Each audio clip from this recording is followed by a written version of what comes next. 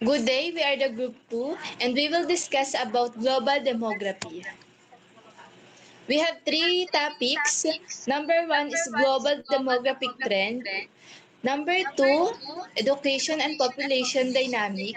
And the last topic will be implications of growing population. What is global demography?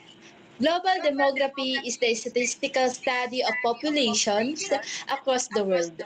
It examines various aspects of human populations, including size, structure, distribution, and how this change over time due to births, deaths, migration, and aging.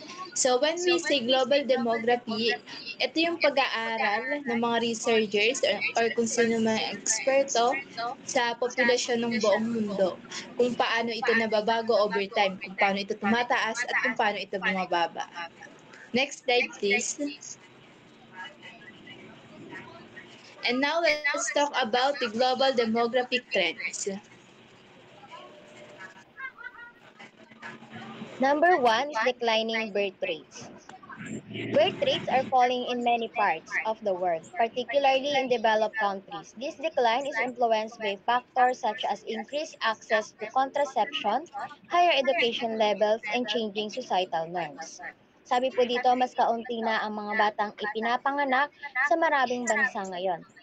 Ito po ay dahil sa mga dahilan, mas madali na makakuha ng mga paraan ng pagpipigil sa pagbubuntis. Mas maraming tao ang may access sa contraception or yung mga gamot. At syempre, yung iba pang paraan upang maiwasan ang pagbubuntis. Lalo na ngayon sa ating bansa na marami ang kabataan na maaga nagbubuntis. At alam naman natin na nakasalanan yung ginagawa nilang paglaglag no, sa kanilang dinadala. At number two, aging population. As life expectancy increases and birth rates decline, the proportion of elderly individuals in the population is rising. This trend is especially prominent in developed but is become more common globally. Sa madaling salita po, mas maraming tao ang nabubuhay ng mas matagal ngayon compare sa mga nakaraang generation. And sa kabilang banda, mas kaunti naman po ang mga batang ipinapanganak katulad sabi po sa number 1. Dahil dito, mas marami na ang mga matatanda sa ating lipunan. Next slide, please. Number 3 is urbanization. The movement of people from rural areas, cities, countries at a rapid pace. Urbanization is driven by the search for better economic opportunities, education, and healthcare. Sabi po dito, maraming tao ang lumilipat mula sa mga bukid at maliit na bayan papunta sa mga cities o syudad. Kaya ginagawa nila ito upang umaasa sila na makahanap sila ng mas magandang opportunity o trabaho at makahanap no ng quality or kalidad na pag-aaral. At syempre, makakuha pa ng mas magandang serbisyo patungkol sa ating kalusugan. Therefore, migration and mobility. Migration patterns are shaped by various factors, including economic opportunity, conflict, change, and family reunification. Migration affects both sending and receiving countries. Ang migration naman po, ito yung pagpunta ng tao mula sa ibang bansa, yung mga dahilan kung bakit maaari mag-migrate dahil sa mas maganda opportunity sa trabaho, malaking sahod, mga kadalian ng ang mobility naman ay tumutukoy sa mga taong may kakayahang pumunta sa lokal man or international. Halimbawa na pagta-travel or pagko-commute, pagta-travel sa ibang bansa para sa trabaho or para mamasyal. Next. Ilan ba dapat? Minimum. Increasing life expectancy. Life expectancy around the world has been steadily received due to the advances in healthcare, better nutrition, and improved living conditions. Ito naman po yung mga taong nabubuhay ng matagal dahil inaalagaan nila or binibigyan nila ng attention yung kalusugan nila. Merong maayos na pamumuhay, kaya may mga taong umaabot ng mas matagal. Next po. So number 6, so changing household structure. So there are shifts in household composition with more single person, household delay, marriage, and increased single parent families. So, ang pagkapalit, so parang pagkapalit ng istruktura ng sambahayan ay tumutukoy sa makabuluhang pagbabago sa paraan ng pag-organize. So tulad ng pag-aasawa, yon. So number 7, so rise of middle class population in development countries. Trend many developing countries, particularly in Asia, Africa, and Latin America, are experiencing rapid economic growth leading to the expansion of middle population. So parang ano to group o so movement of individual group from one place to another place. So kung saang bansa ang magandang opportunity, so dun sila. So next please po, thank you.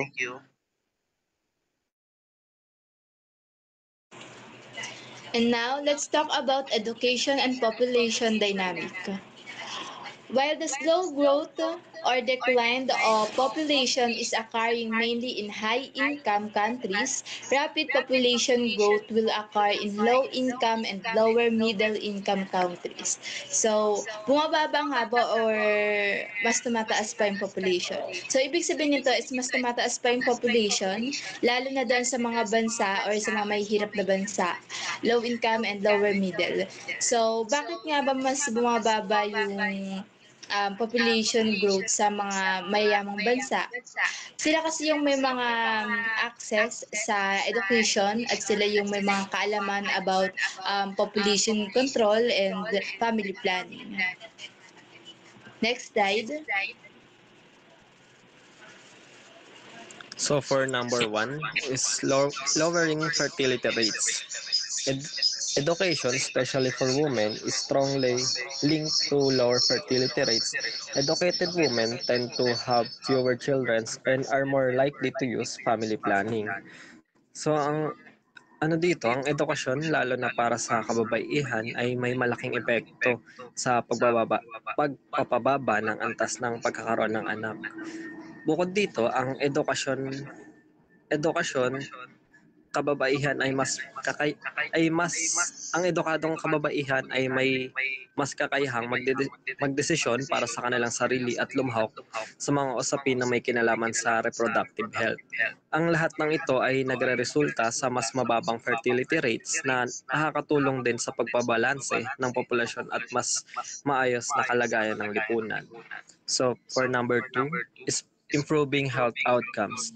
Education contributes to better health outcomes by increasing awareness of health practices, leading to lower mortality rates and healthier population. So, ang edukasyon ay may mahalagang papel sa pagpapabuti ng kalusugan. Dahil ito ay nagpapataas ng kaalaman tungkol sa mga tamang gawi sa kalusugan. Bukod dito, tinuturuan ng mga tao tungkol sa paraan upang maiwasan ng sakit tulad ng pagbabakuna, wastong pangangalaga sa sarili at paggamit ng tamang gamot. Dahil dito, bumababa ang bilang ng pagkamatay o mortality rate at mas nagiging malusog ang mga komunidad. Sa mas malawak na pananaw, nagiging mas produktibo ang lipunan dahil sa mas mabuting kalagayan ng kalusugan ng mga mamamayan. Yun lang. Economic growth. An educated population is more productive and can own economic growth, which in the turn can influence population, they providing better job opportunities and living standard. Sabi po sa number 3, malaki ang tulong ng edukasyon upang mapalago ang ating ekonomiya. Kapag ang tao ay may sapat na kaalaman, mas magiging epektibo ang mga workers na iba't ibang industriya. Dahil dito, mas mabibigyan tayo ng mas magandang oportunidad at maayos na buhay.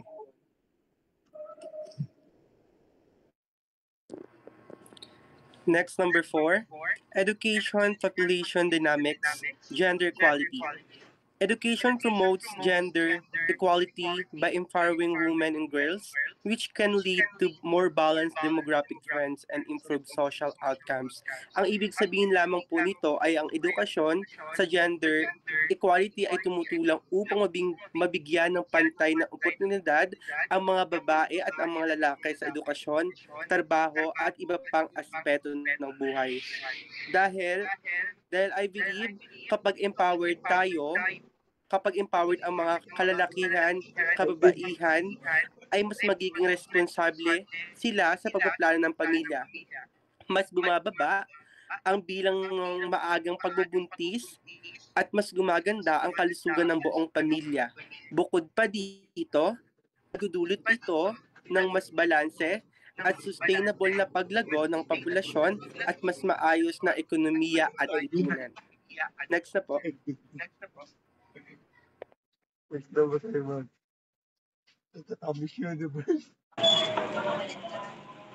And for the last topic, implications of growing population. Number 1, resource depletion. As the population continues to expand, there's an increased demand for resource like water, energy, and raw materials. Over time, these resources will become more scarce, leading to competition for access, and potential even causing conflict or price hike. So, ibig sabihin, kapag tumataas yung population or yung dami ng tao, mas dumadami or tumataas yung demand sa mga bagay-bagay katulad ng tubig, energy, and raw materials. So, nagkakaroon ng kakulangan dahil sa paggamit nito. Katulad na lamang ng oil. So, it takes million of years to produce oil sa ilalim ng lupa. So, kapag naubos siya or nagkaroon ng kakulangan, kaya nagkakaroon ng price hike when it comes to oil. So, number 2, environmental degradation. Rapid population growth contribute to higher waste production, including sewage, population, and carbon emissions. This can result in air and water pollution, deforestation, and faster depletion of natural habitats, leading to biodiversity loss. So, ibig sabihin, kapag mas tumataas yung population, mas dumadami yung dumi o yung waste na napoproduce ng tao. Kasi kung marami yung tao, ibig sabihin, mas marami yung kinakailangang gamiting mga products. So, kaya nagkakaroon or mas prone na yung mundo sa air pollution, water pollution, and deforestation. Next slide, please.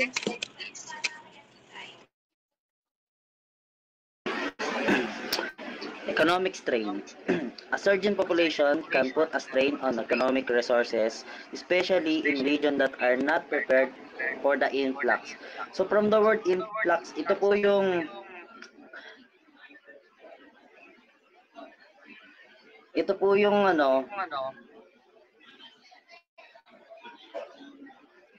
this can lead to increased employment, poverty, and demands on services like education, healthcare, and housing.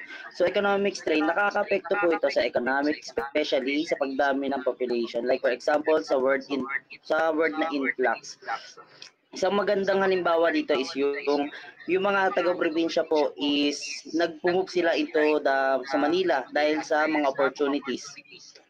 Next is the infrastructure and services. Growing population needs more infrastructure like roads, school, and hospitals. In many burgeoning cities, infrastructure development can keep pace with the population growth, leading to overcrowded population system, inadequate health and education facilities, and strained public services. So like for example is, magandang halimbawa dito is yung like for example, mga Pilipino is nag-move sila into other places nagkukos ng overcrowded places like for example is USA.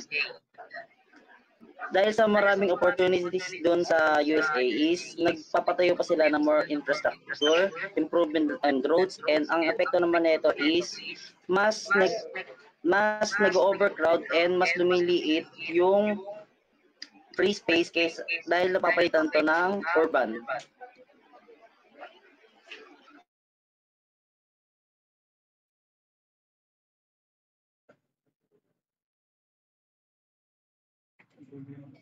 Next is food and water scarcity. As a global population increase, so does the demand of food and clean water. This can lead to overexploited fisheries, over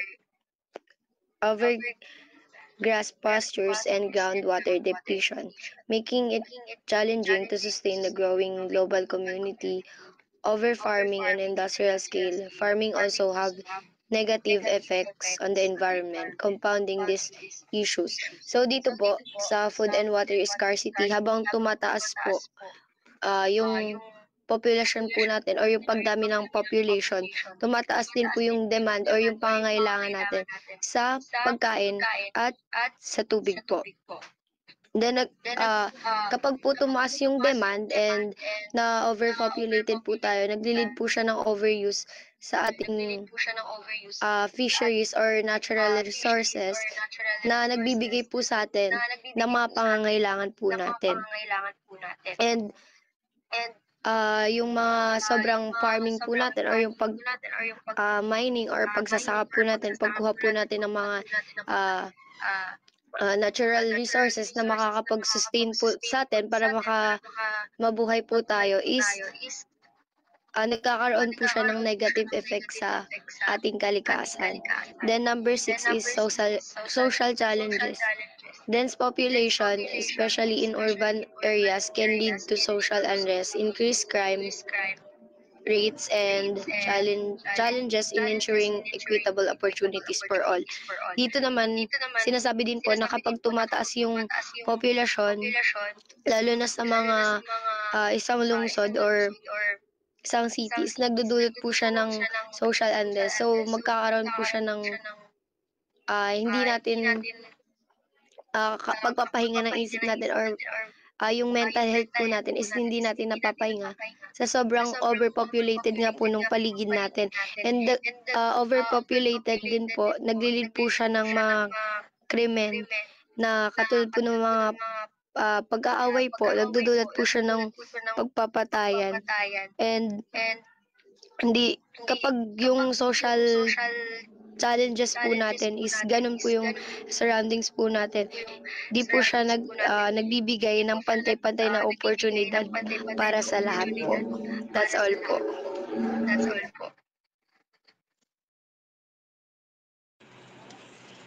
And that's all. Thank you for listening and for watching. Again, we are the Group 2.